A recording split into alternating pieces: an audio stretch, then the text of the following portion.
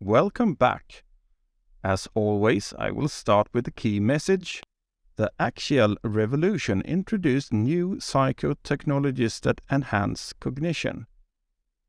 This resulted in a greater awareness of our own cognition and the importance of wisdom and transformation in reducing suffering and violence.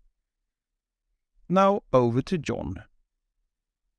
In this video, John Vervaeke discusses the axial revolution, a period between 800 BC and 300 BC, that brought significant changes in human cognition and meaning-making. This revolution was foreshadowed by a series of innovations in smaller-scale societies, which resulted in the creation of new psychotechnologies, such as alphabetic literacy and coinage.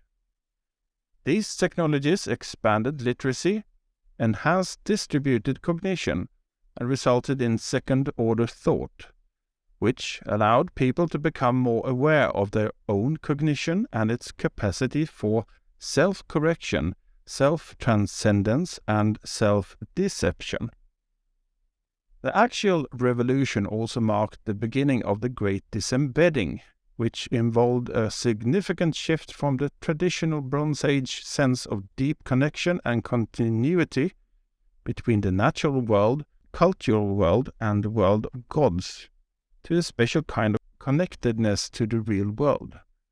People started becoming more aware of their responsibility for violence, chaos, and suffering, and how transformation in the mind and heart could alleviate suffering.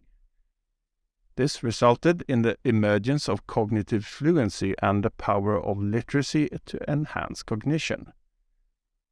Throughout the video, Vervaeke emphasizes the significance of myth and the importance of wisdom and transformation in reducing suffering and violence. Foreshadowing and the Great Disembedding are two different but interconnected processes that played a crucial role in this revolution. Now over to me again. One thing I have noted that helped me understand the context of John's ideas is that even though the axial revolution was a significant step in cultural evolution, human societies have been adapting and evolving for tens of thousands of years. Therefore, we could argue that the axial revolution was just one step in a long process of cultural evolution. Also, the changes brought about by the axial revolution were themselves the result of earlier cultural developments, meaning cognitive revolutions never happen in a vacuum.